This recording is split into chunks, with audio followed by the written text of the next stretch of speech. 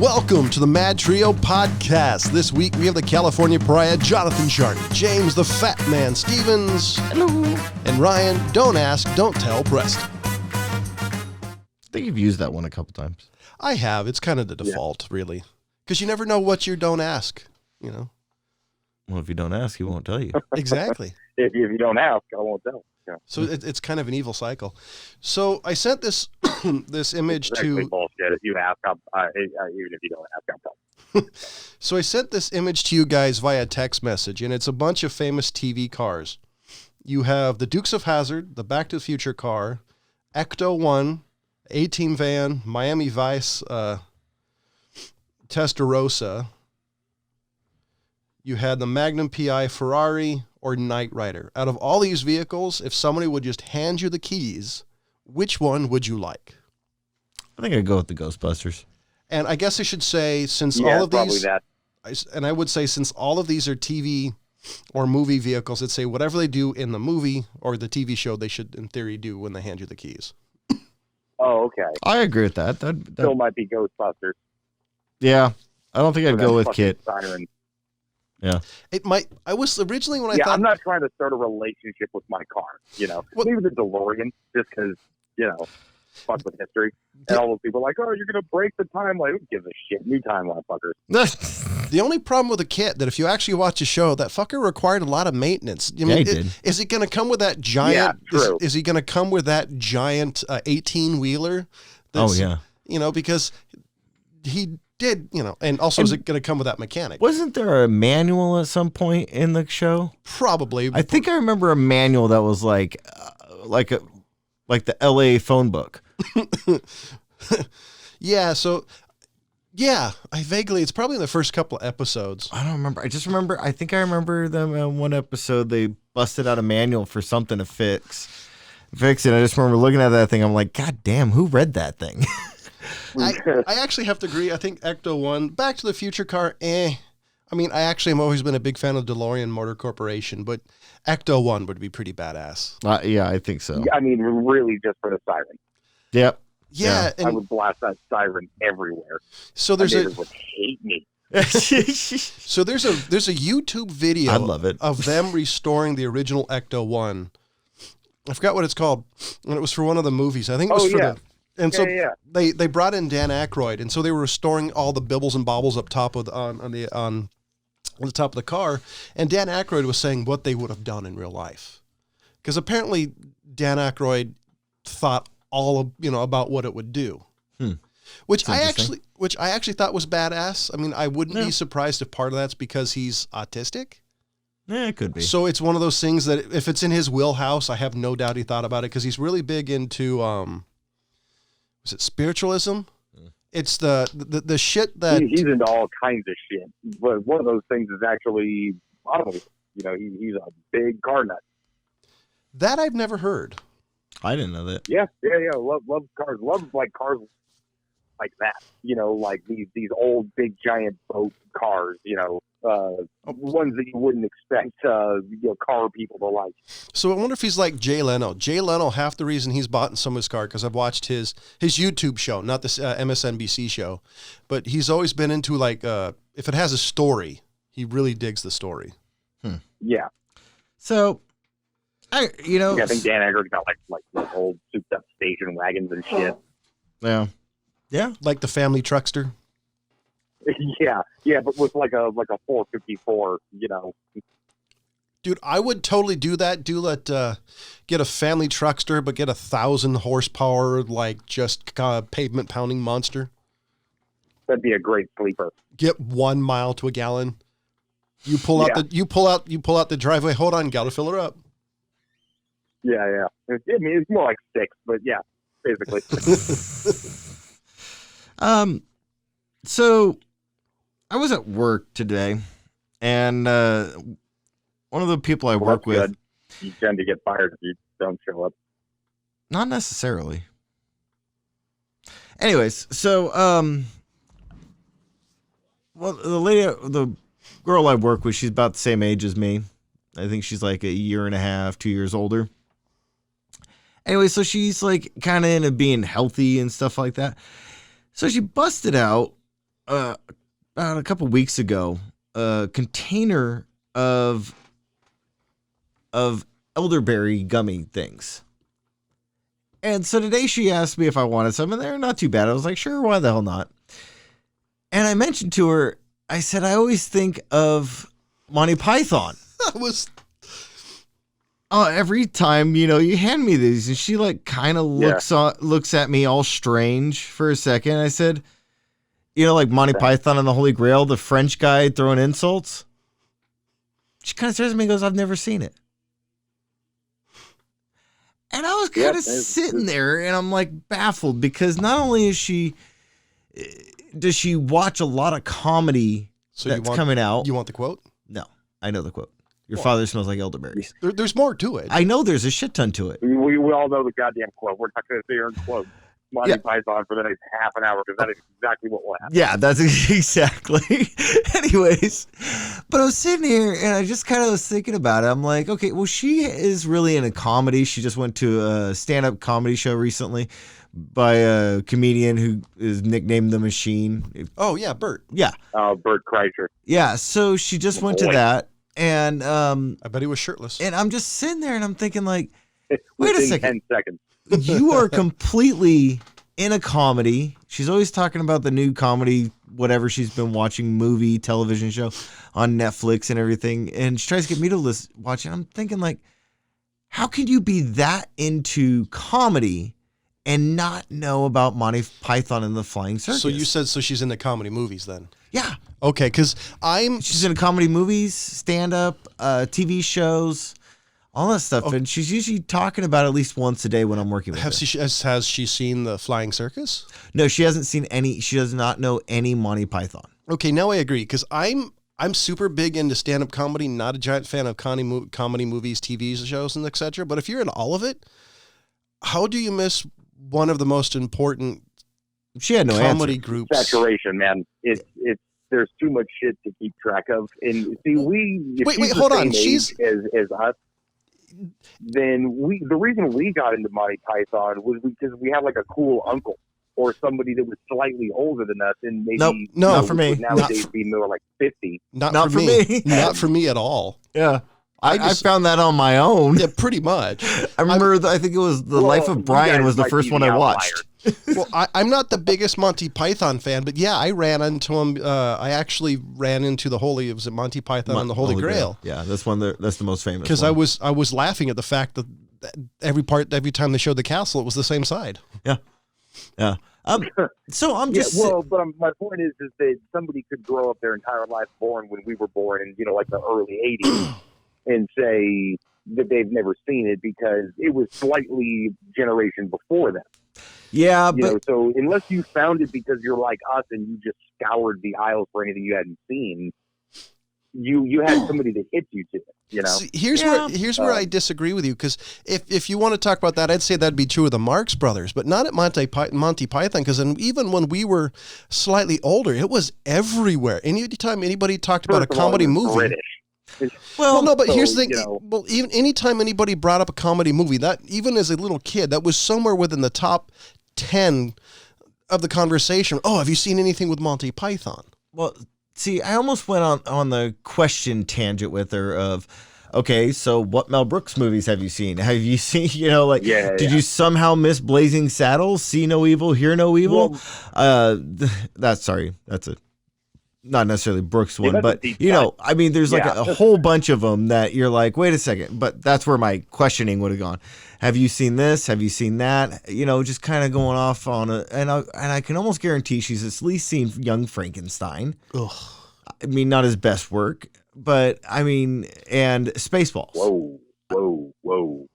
Hey, Young Frankenstein isn't his best work. It's up there, but it's at least top 5. I wouldn't say it's number 1. I'll give you I'll give you bottom 5. What's going above that? Blazing Saddles, for Christ's sake. Oh, man. History of the World, Spaceballs.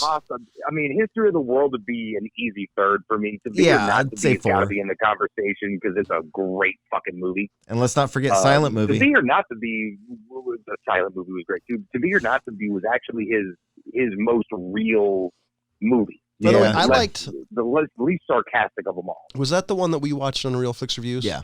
I liked that a lot more than I liked Young Frankenstein. Well, I mean, Young Frankenstein is at least top 4 for me. Good. Blazing Saddles will always be top number 1, no question for me. Yeah. But I mean, yeah, but we can go on and on about this. But you know what? Where this went in my Blazing head. Saddles, Young Frankenstein, I think toss up, but it's probably 50-50. Right? Yeah, I completely understand. But you know what? Where my mind went with this was, how much do I think that she would be laughing at them, trotting down the road with a pair of coconuts, clocking together. Yeah. And I'm thinking, like, that could not necessarily be her sense of humor, but there would be stuff in there that she would find probably amusing. Well, because there was a mixture of like Keystone Cops, and there was some intelligent comedy. It's a chock full of different kind of breeds of comedy that all fits within there. It's British satire, man. So it's not something that, like nerds used to talk about that shit. You didn't hear anybody but nerds talking about Monty Python when I was growing up. Hey, geeks, get it? Because we were, Oh, okay, yeah, both. Go both on that one. But that was it's a real specific kind of satire. It's that Oxford, university sort of satire. Okay. What would be more of the American conversation would be like the National Lampoon. That was sort of our version with the Harvard crowd. Well, National Lampoon, and then I mean, if you really want to go obscure, you throw in Police Academy and all the Revenge of the Nerds films and any Rodney Dangerfield movie. But yeah. Well, I mean, talking about like kind of the original sort of National Lampoon. But I was really thinking about it, like I would say, like, knowing you guys, I've got a very dark sense of humor, about 98% of the time. You have a dark sense of humor? No, would never have guessed that. It really made me think, because I mean, like, I remember one of the fun times of going to the theater with John is we're going and watching Inglourious Bastards. Hilarious movie. And, they're sitting there and unloading their gun into Hitler's, and I think it was Goring's face. By the way, that's my number 1 comedy. And they stop because they ran out of bullets, pull out the stick magazine and reload it. I mean, I was busted up laughing, and John was too. But we were some of the few in the theater who were laughing because that shit's hilarious. We were getting dirty looks because I remember halfway through the movie, like the bear juice scene where the guy hits him with the baseball bat. I was crying practically, and I looked around and everybody's giving us strange looks. And it's like, this shit is funny. By the way, this is what happens when you're in a theater with James and I, is usually we're laughing at things that nobody else does. And then we realize, okay, we're too far into the rabbit hole on this. Yeah. But I mean, that's something I wouldn't expect quite a few people to find hilarious. But, I mean, that's where I'm like, I could tell her a shit ton of movies that she should watch that are comedies, but I'm like, I don't know. I don't think that many people have such a dark sense of humor, but I mean, like, that's quite a bit of Mel Brooks jokes, and his movies are pretty dark jokes. Yeah. And there's a lot of racist jokes. There's a lot of sexual jokes. There's a lot of, hints at some pretty funny things, but, I mean, that's his sense of humor. And there's some pretty, I wouldn't say raunchy things, but there's a lot of things that are, Spaceballs, there's a lot of sexual in nature. Yeah, I was going to say the guy who played Willy Wonka. Gene Wilder. Gene Wilder in Pryor's movies. Oh, yeah. I've always was a giant fan of those two together. Those two were amazing together. My favorite one that I can name off the top of my head is the one where they went to prison. And they were walking through the cell block going, "Me bad." I forgot what it's called. I don't know that one off the top of my head. God, I love those two particular. I'm always a big fan of Hear No Evil, See No Evil. Like that one is always hilarious to me. But, I mean, yeah, so I just think it's strange that somebody who's in comedy doesn't really know much of Monty Python. Stir Crazy, 1980. Oh, okay. Gotcha. Okay. All right. I don't know if I ever saw that movie, actually. Really? I loved it, mainly because I was such a sucker. When I was a kid, I saw one of Pryor's stand-up comedy specials, and it's the one where he's on like a wood stage. There's no background. It's not him on the Sunset Strip. I don't remember what it was. And then just started, it's like, oh, okay, now I know who he is, and I saw him in a movie. It's like, oh, hey, it's Willy Wonka, and just kind of went down the rabbit hole of his movies. Richard Pryor wasn't Willy Wonka. No, but you see Gene Wilder. It's like, okay, you see him in Willy Wonka. Yeah, gotcha. It's like, okay, it's Gene Wilder and it's Richard Pryor. It's okay. Let's see, because you got the wackiness. See, I knew Gene Wilder from comedy before I saw Willy Wonka. I see. Really, that was the first movie I remember seeing Gene Wilder in, and I remember thinking, okay, he's kind of creepy. Then you see the movie, it's like, okay, he's funny. And then when I saw him with Pryor, after I saw the special and some other stuff with Pryor, and it's like, okay, this is going to be interesting. And it was 100% right. It's like you have a very weird mix of different comedy styles that just mesh perfectly. Yeah. They must have been obnoxious off camera. Oh, I bet. Matter of fact, on camera, I bet they're obnoxious. Yeah. But one of the things that I think, and Ryan's pretty right on it. I've mentioned this to you guys to watch, but I don't know if you guys have ever looked into it. It's from 2004.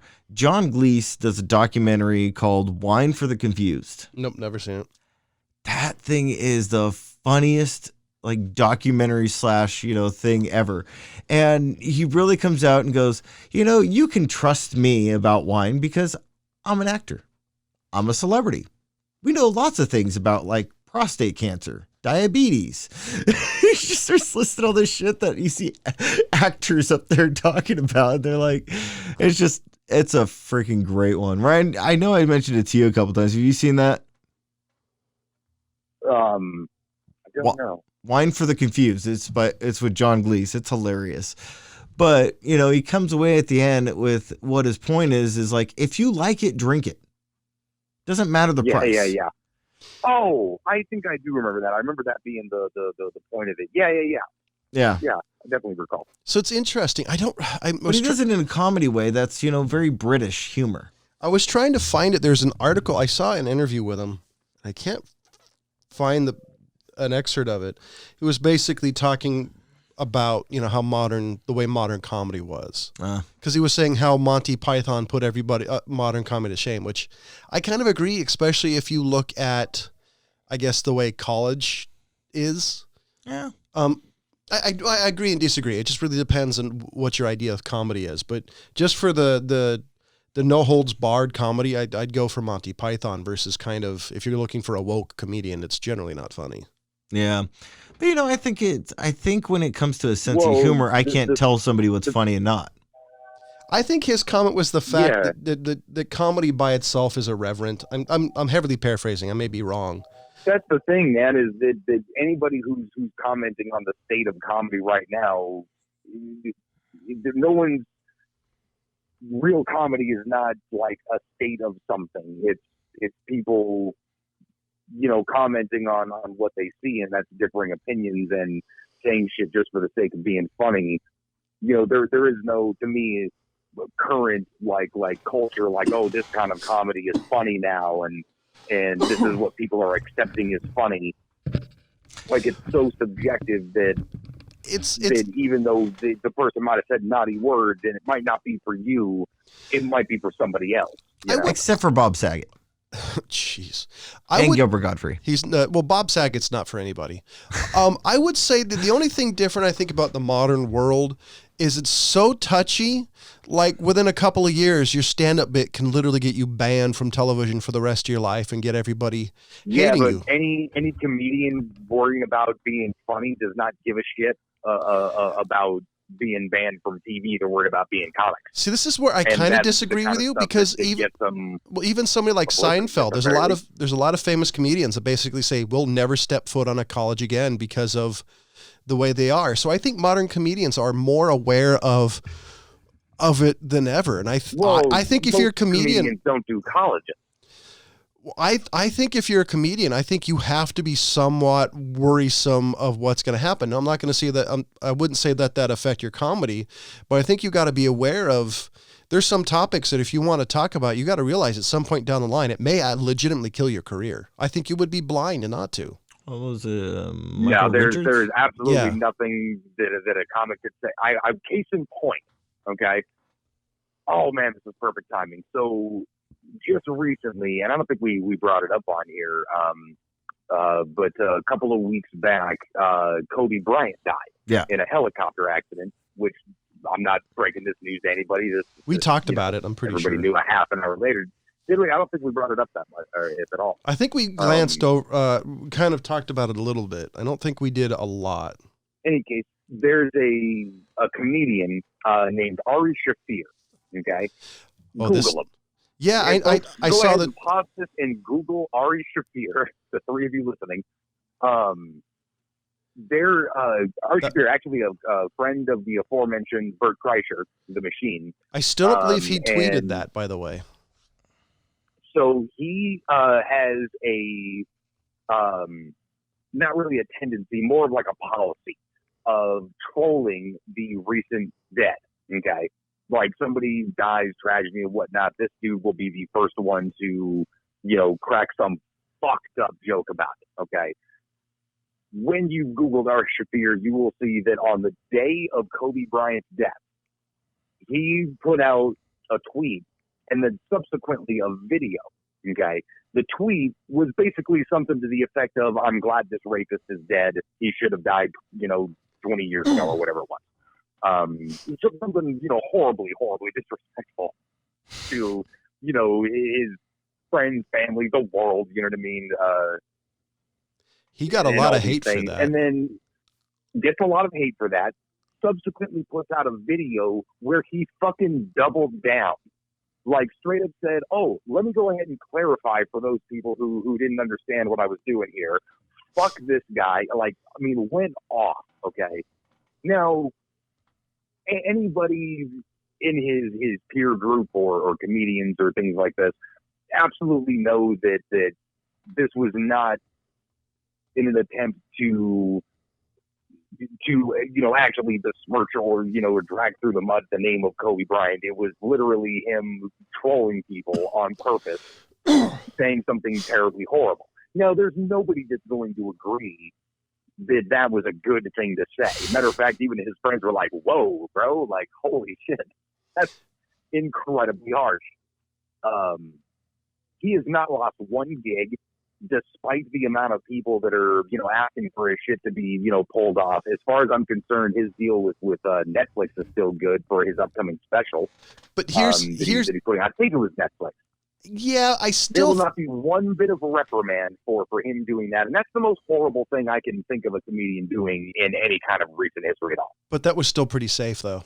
If that happened during the Me Too movement, for example, his career would have been finished. He'd be working at McDonald's the next week. There's 1,000 comedians that were blasting the shit out of the Me Too movement.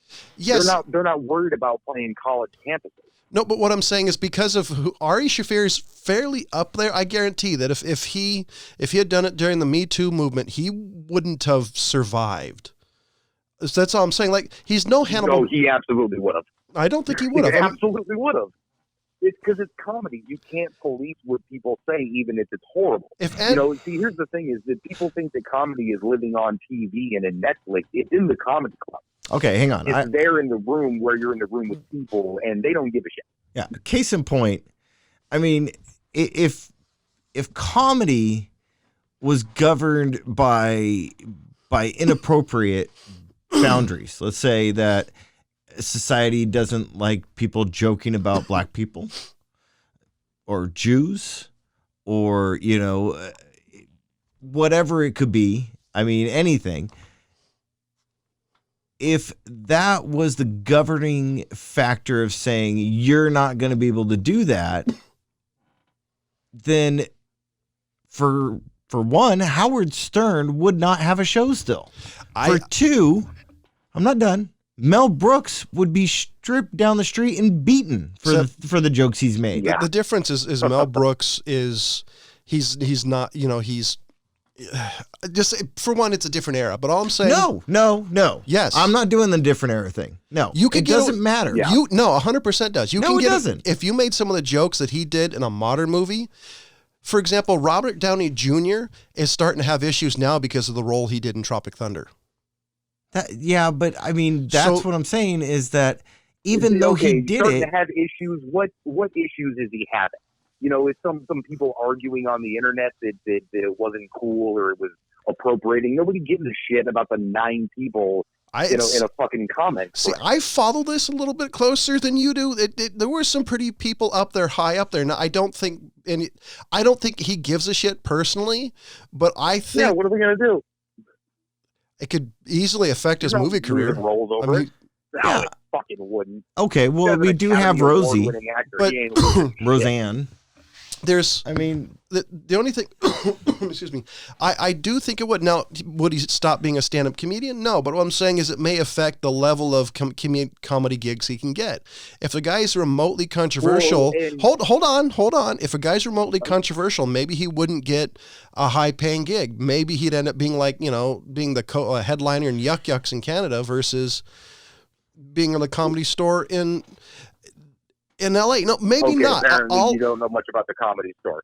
All I'm saying, well, no, they actually do. Like Joe Rogan gets paid to do there. There's a lot of comedians that actually get paid to actually go to the Comedy Store. That's my point, and they're all fucking savages.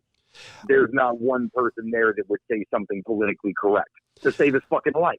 Yeah, Joe. If you listen like the Joe Rogan show, Joe Rogan knows what line he can't talk about. You can tell. We're not talking about Joe Rogan. Well, no, all I'm saying is we're talking about Ari Shaffir there constantly, Joey Diaz, Ron White, all these cats that are not losing any money because they're being controversial. Joey Diaz is the least Me Too person of all fucking time. He's probably one of their highest paid comedians. All I'm saying is I think nowadays you have to be at least somewhat careful of what you say. I don't think as a comedy club. Well, comedy clubs, I think, in somewhat are different unless it's like a major, if it's attached to something. If it's like the Comedy Store, I think you're fine. But if it's like the Comedy Store and the Mirage Hotel, I guarantee the Mirage Hotel heads are like, yeah, this guy's not going. Well, he was tonight. No, he's not there. Okay, but still, I think that... I think you have to be careful of... I basically think you have to be... There's a level you have to be careful with. I don't think you can toe a certain line.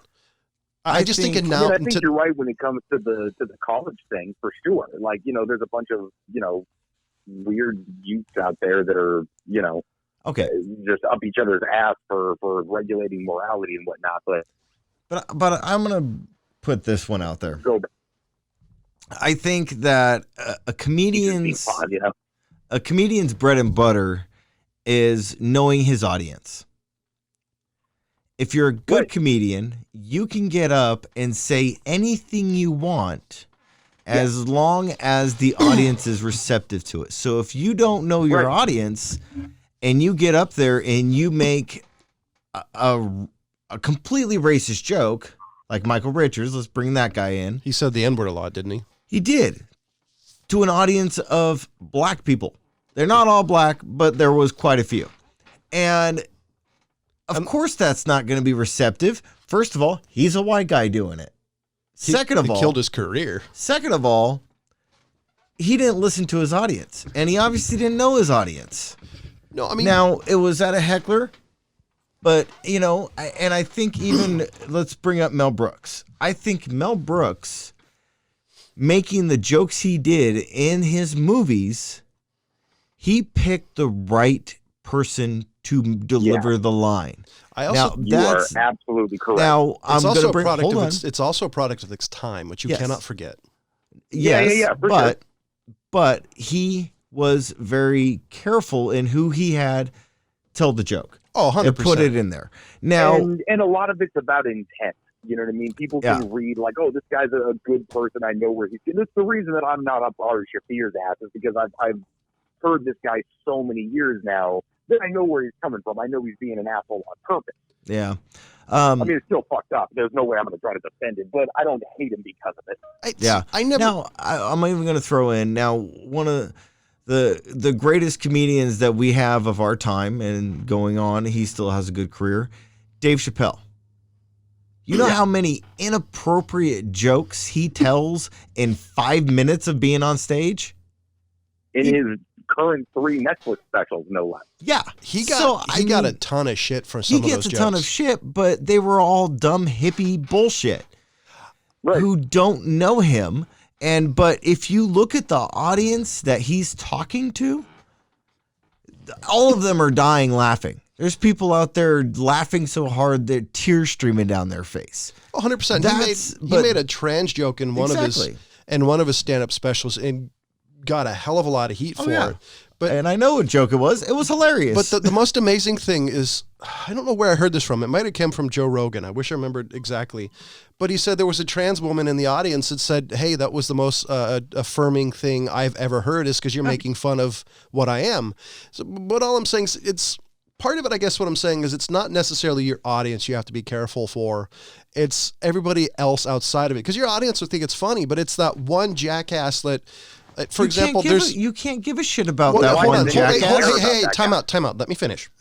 There's a radio show in Sacramento that is still on air, but because there was a guy who records every episode, and if there was anything even remotely towing a line, he would send it in, and they've come close at least 3 times from losing their broadcast license because of this guy. Okay. So all I'm saying is, there's a huge difference, man. Hey, would you let me finish? You're not. All I'm saying is, there is a line in comedy you have to toe, and it definitely depends on the huge. Well, hold on, dude. Hey, I'm gonna mute you. So all I'm saying is, for one, I'm adjusting what I'm saying is the media you use, you have to be careful. An audience in a room, you're generally fine with, unless you're Michael Richards.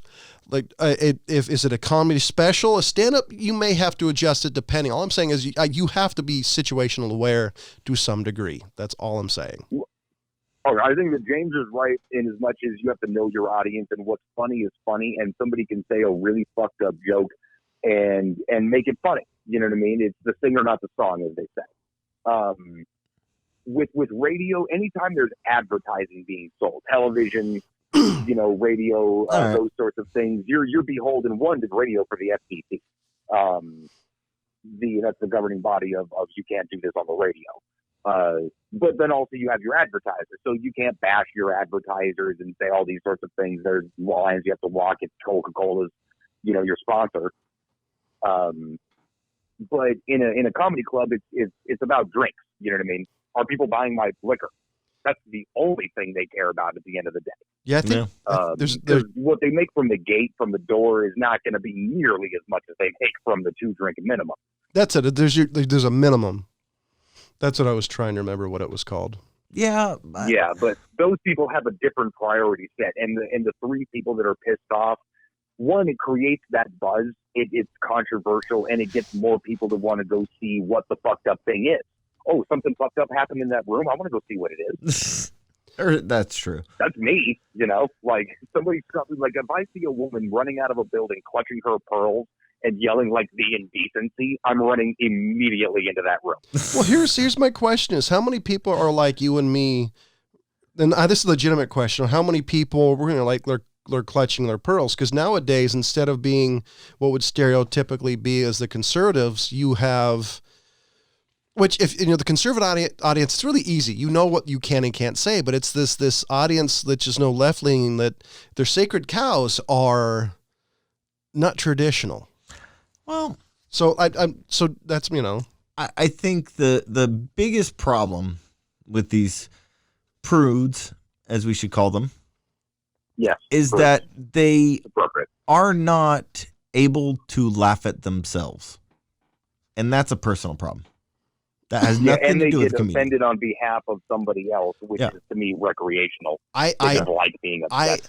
I fucking hate that with 1,000 burning suns. If you get in mad on somebody else's behalf, you better have a letter. I want some evidence that person you're getting angry at actually gives a shit. From my experience, they fucking don't. Right, John? You can't say that type of thing. Why? You know how pissed off the Mayans are going to be when they find out? Well, hey, we're gonna take you out and sacrifice you to the god. Well, luckily I'm luckily I'm a little heavier armed than they were. I mean, but that's the thing is like now let's just do this, and I'm gonna start with this group, and Ryan will totally get the joke of where I'm coming from. You know, as far as I'm concerned, that you should be able to make fun of anybody you want, and The Simpsons did it. South Park came along, and they couldn't make certain jokes because The Simpsons did it already. Now, that's what I find so hilarious is the fact that, you know, there's lots of jokes in The Simpsons that touched on every person, age, young, woman, female, trans, gay, whatever. They made a joke about that person. Now, I know that there was a lot of people that were always with the whole thing of The Simpsons are terrible and all this crap, you know, but as I said, you need to be able to laugh at yourself.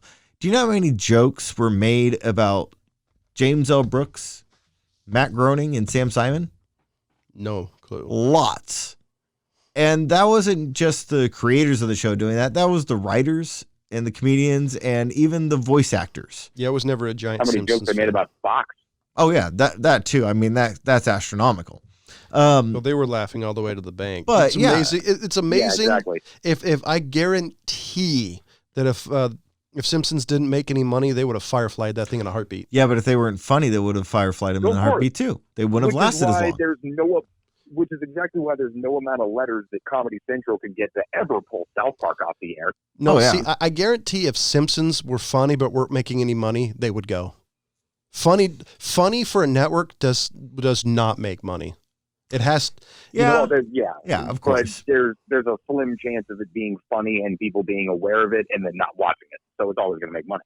Yeah, I guess I said that wrong. I guess basically, you know, all because it's funny. If it doesn't hit an audience, it won't stay on long. Because there's plenty of stuff that was good, but just never found an audience, so it didn't stay long, even though it was good. Oh, exactly. Oh, dude, I want there to be a fucking whole channel just dedicated to dead pilots.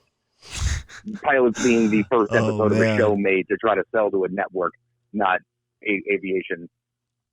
Dude, there's a ton of there's a TV show that I remember as a kid that basically if I ever find this fucking thing again, I'll send it to you, James. Basically, the premise of this thing was this guy belonged to a secret cult, and they were ninjas, and he or something like that. It was a secret society, and he got out of it, wanted to be left alone. He was this kung fu action guy, and it was amazingly well-written story for as cheesy as it sounds.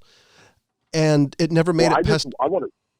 No. It's just like, because I remember shit like that. There were a lot of amazing... stuff that just never, Earth, I want to Earth see 2. all the ones that were never aired, you know, because I've heard like these legendary pairings before of like, you know, Gene Hackman in some sitcom with, you know, like some other person kind of kid, and you're like, wait, those two people were in a comedy or in a show together, and people you would never expect to be together, you know, let alone in like some specific sitcom they were doing or something like that. I want to see all of those. See I'm kind of talking about like shows that didn't make it past the first season. Look up Earth 2.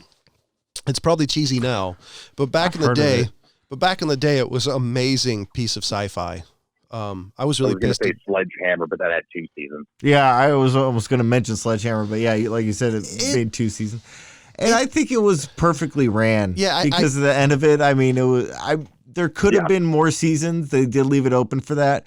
I don't think it would have been as good. I think it would have gotten bad. I think at the third season. Yeah. I mean, if you people don't know what Sledgehammer is, go look it up. TV show. Go look that shit up. Hilarious. I mean, I don't think John or Ryan knew about it before they met me.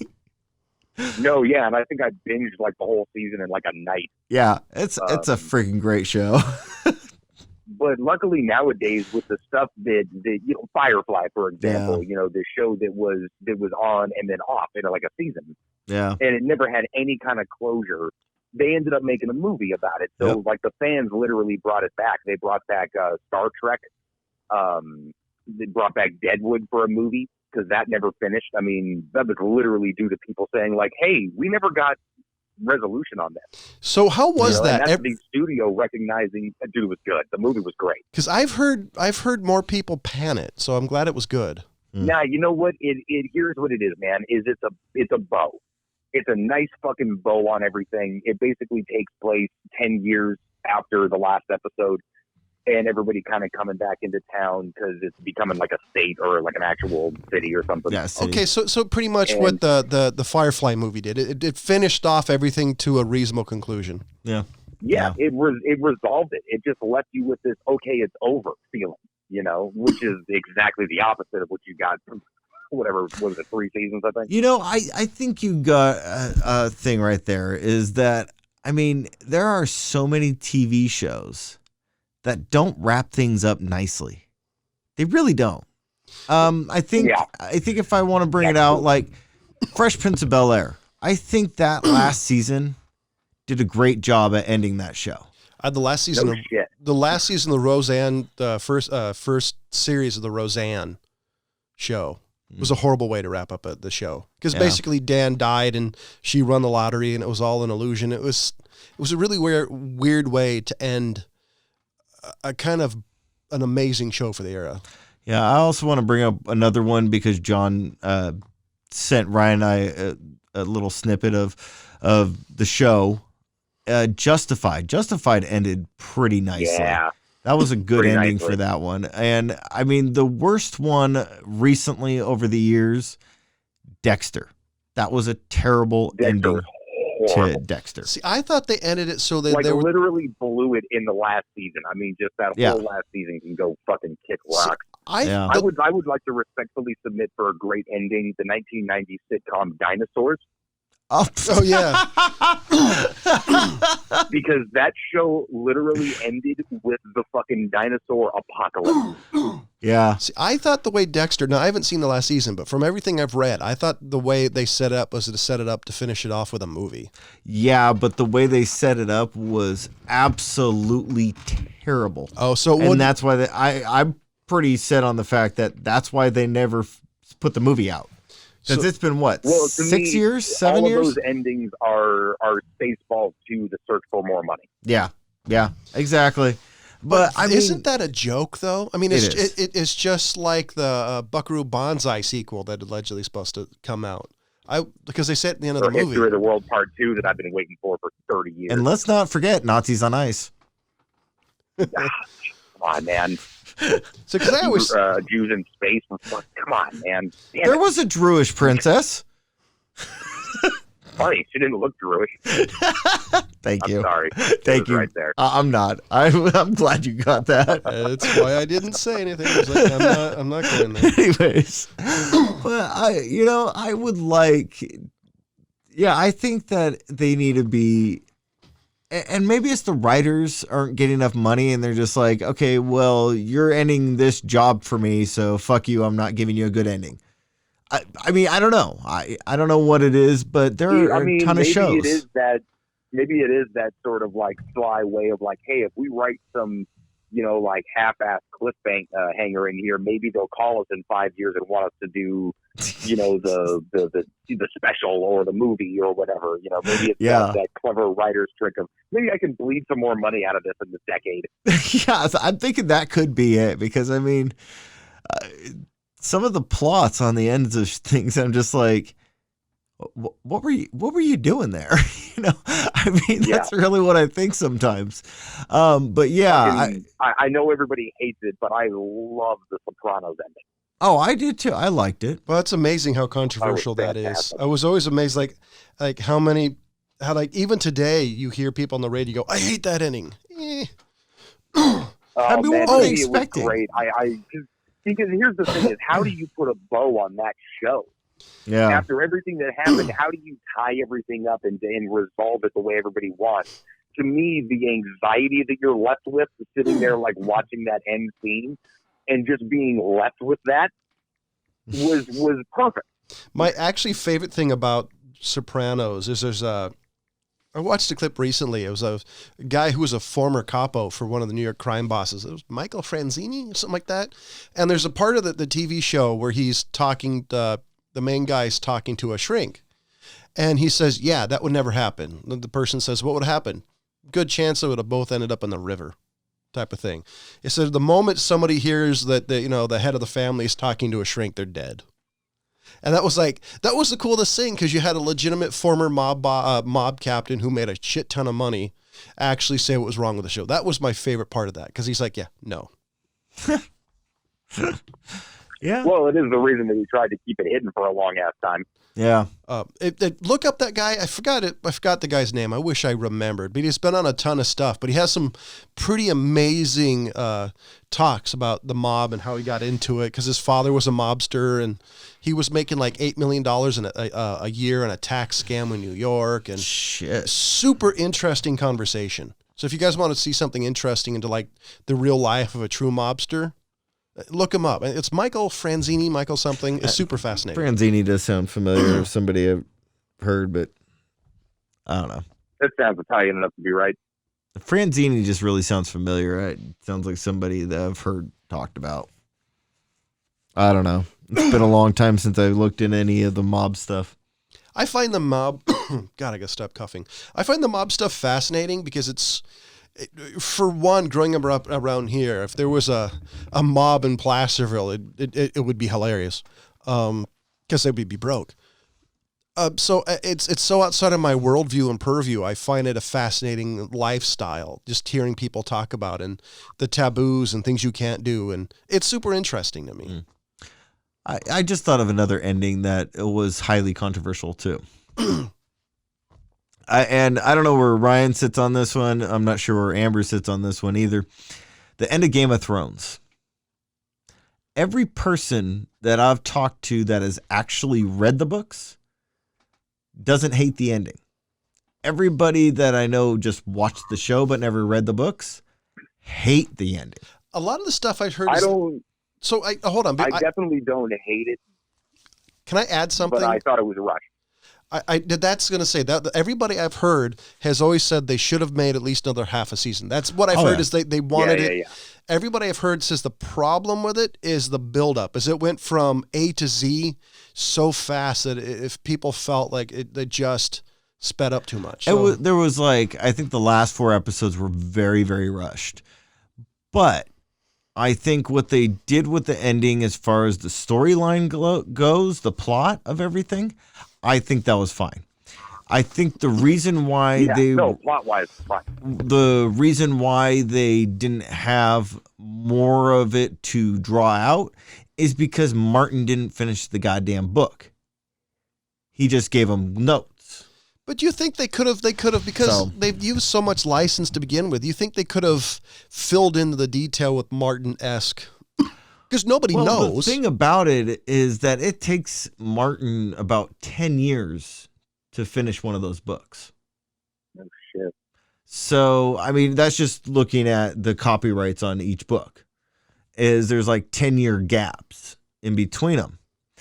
And I think that's why it was so rushed, is because Martin obviously takes his goddamn sweet time and does anything else but fucking finishing the goddamn book. I mean, look how long it took Tolkien. So. Yeah, and I'm not saying that, if it's going to be as good as the other books, I want him to do it right. I don't want him to fuck around and mess it all up. I did hear that he's changing the end of the book. Oh no, it won't be the same as the show. No, I heard he's changing it because of the ending of the show. I don't know if that's true, but that's why I've recently ran across that. We'll find out. But anyways, yeah, but there are so many people that were like up in arms about it and were all so mad about it. I'm like, I mean, they even told you in the middle of the seasons is that, when the gods give birth to a Targaryen, they flip a coin. One side is sane, the other side is a maniac. So that's kind of where it goes. But I don't think the ending was terrible. I think it was a little bit rushed. I think they could have done at least 4 more episodes and make it a little bit better. But Jon Snow was the good flip? Because wasn't he? That's to be determined. So I have heard, and I never know how much is true, especially with fucking Hollywood, that allegedly they're going to make they're definitely making prequels, and I've heard allegedly they may make a sequel to it. Is this something you guys would be interested in, or do you think, hey, this is move on? I think the way I look at it is there's only a certain parts of that world that I'm actually interested in. The rest can just whatever. I don't give a shit. I'm interested in the little girl. That's it. She's the only one that fascinates me because she's so. Well, that would be a sequel. That wouldn't be a prequel. I would love story-wise. I think she's the most interesting, just because I think she's the one that's like the most deadly. And I don't know. I just think she's the most different character. I think she's for what I've seen. And by the way, this is very limited. I think she's she's a character that's completely different than how she started. I think the storylines I'd be interested is a Shy by the Sea. I definitely want to see what's left of Westeros. Yeah. A Shy by the Sea. I'm interested in that. That's where the Red Priestess and a lot of the dark magic comes from. And Valeria up to the Doom. So yeah, Christopher Tolkien just passed away so I think it was last year or sometime in January. He was basically the keeper at the gates, and we had a conversation about this a while ago. He was the one that hated Peter Jackson for what Peter Jackson did, and I don't remember specifically what about Peter Jackson's vision he hated. I certainly know I have my complaints. So here's my question. Now that in theory the keeper at the gates of dawn is dead, would you be interested in more content, especially from Silmarillion? Or is this a universe that you think, okay, we've seen enough. There's been, I don't know how the fuck you turn a small book into 9 hours worth of movie, but there's already been enough content. Would you be interested in it? I'd at least check it out. To me, I don't know. I like the idea that Christopher Tolkien was not gatekeeping, you know what I mean? Not saying like no one's ever going to do this right, but being critical of what's being put out there. Oh, he was gatekeeping because he basically said Peter Jackson will never be able to do it ever again. He was gatekeeping. And by the way, I'm not saying that's a bad thing. That's the thing. I don't agree with that, but I agree with the sentiment that he's looking after the legacy and not just kind of letting it go the way of whatever. Hey, now it's a free for all. Everybody grab your piece of Tolkien. And I actually got to give Christopher Tolkien credit for that, just because he loved his dad so much and the vision and the universe. Like, I'm not crapping on it at all. I mean, I'm a giant fan of that universe, but I'm kind of wondering, because Amazon is allegedly spending a fortune making their own version of it, like a TV show of it, allegedly. So like it's the same story or like a different part? I think it's the Lord of the Rings, but I think it's been a while since I've read it, but I think if it's a TV show, you can go in a lot more detail. Like Tom Bombadil's definitely going to be there. The Barrow Downs are going to be there. There's a lot in that universe, if you've actually read the books, that the movie doesn't even remotely touch. Yeah.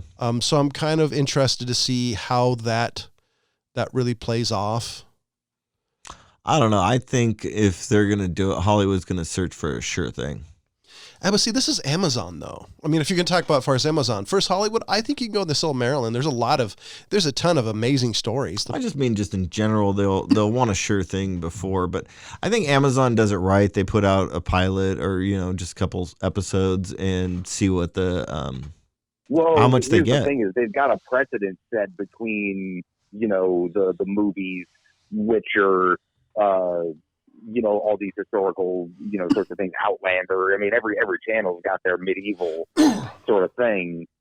Game of Thrones really let everybody know, like, hey, the time is right for this shit. So here, so there's more sword and sorcery going on. So this is from Deadline.com, and it's an older article, so forgive me.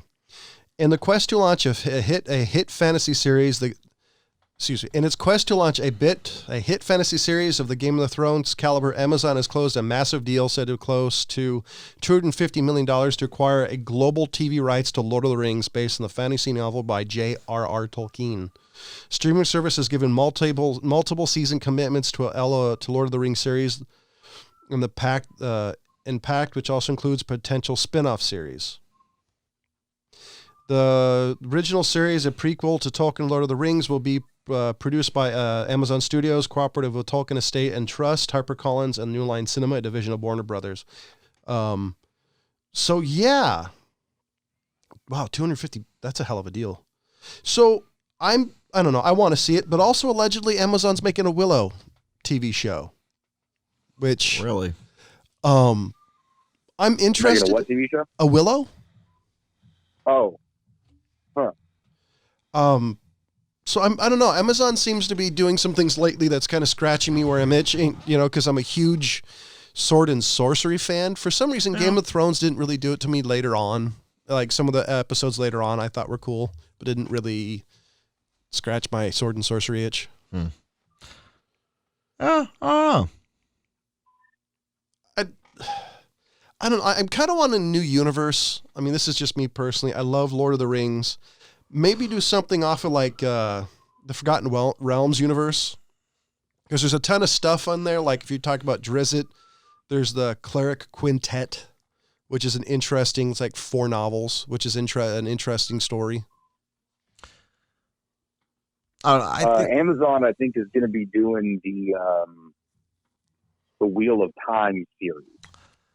Yeah, I've had so many people tell me to read those books. I haven't done it yet. Oh man, I wish Jeff was alive. I got a coworker who's reading them, and he's been preaching them for a fucking while now. I'm reading currently the what is it called? That's a damn good question. What's it called? Well, here thinking of that, our rest in peace, Jeff Michael, our beloved co-host who passed away, was absolutely madly in love with the Wheel of Time series, and he always tried to get me to read it. And I've read half of the first book, so I'm super curious on where that goes. Jeff was one of the many people who's told me to read those, and I just hadn't got around to it. I've never heard about it until he has. Honestly, I'm super picky, so reading stuff for me, it's really hard to get into. Yeah, what stuff. I'm reading now, it's called the First Law trilogy. First one's called The Blade Itself by Joe Abercrombie. It's fucking good. First Law. God, that sounds so familiar. Is that? Been around for a little while. Was that about it? Was there a TV show about that? Not that I'm aware. First Law, is that the first? The First Law. The First Law trilogy is the trilogy. The Blade Itself is the first book. This is exciting, but but God, it sounds so familiar. It's God, what's the character called? Is that character called? Well, is there some sort of like Sword of Truth or something like that? Because I swear, not so far. I swear The Blade Itself. Okay, yeah, this is about Lundgren Nine Fingers. Yeah, I've actually listened to the first book. Okay, there you go. Yeah. That was an odd. It was really cool, but it's an interesting book. I hadn't heard of that. Yeah, it is. I've enjoyed it. I ran into the audiobook. I have it somewhere. Yeah, but you don't technically read, you just listen. I don't have time. So listening to things is easier for me. You can read in the car. Oh shit! Half the people who I drive who are passing me on the freeway are reading in the car and somehow don't die.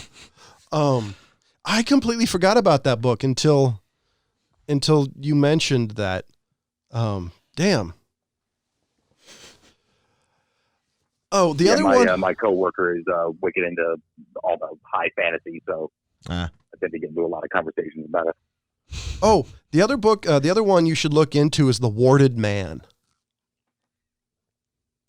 You might like that. It's a lot of supposition. Like the first book is setting up the characters, but it's pretty badass how it goes into. So, to spoil it a little bit, like everybody locks themselves in their homes at night. And basically happens these symbols you put on your home or wherever you protect you to stop these demons or whatever from breaking your house. And it involves the story around that. And it's actually pretty cool. I'll send you guys a link if I can find the information about it. Anybody have anything to say? Because for once, we might actually close not 10 minutes over. No, I'm pretty good. Yep, I'm good. Oh, watch Marbly Olympics. Yes. Watch the Marble Olympics, also known as the Marble League these days, because now they're going to have like advertising and stuff because they're big now. Yeah. Get on the betting. It's a good time had by all. I tried to get humans alike. I tried to get my little boy into it, and he wasn't into it. You should get your wife into it. So instead, I have a favor to ask. If there's, for some reason, somebody from Amazon, yada, yada, listening, do me a favor. Can you put fucking Wacky Races on so I can actually show my son? He's mildly interested, so I'd love to see if it's something he would be into, since it's fucking from the 60s. I thought they had a couple of the Wacky Races on Disney. Really? I'll have to find it because I've been searching for it and couldn't find it fucking anywhere. I found a couple of clips on. Do you have Disney Plus? Yeah. Yeah, I have it for a year for free because of Verizon. Yeah, if you go to, you can do a search by decade, which is actually a really cool feature. I'm pretty sure it's in like the 60s or 70s category, possibly the 80s. By the way, my favorite. You can just search through them, and it has all the stuff that's not really listed on their main page. I'll have to take a look. Also, my favorite thing about Disney Plus is because Disney's so old, it goes from racist to woke, in 5 easy searches. So it got me laughing pretty hard when you were watching certain things. Oh, well. So for the California Pariah, for the Fat Man, and for Ryan Preston, thank you for listening. Goodbye.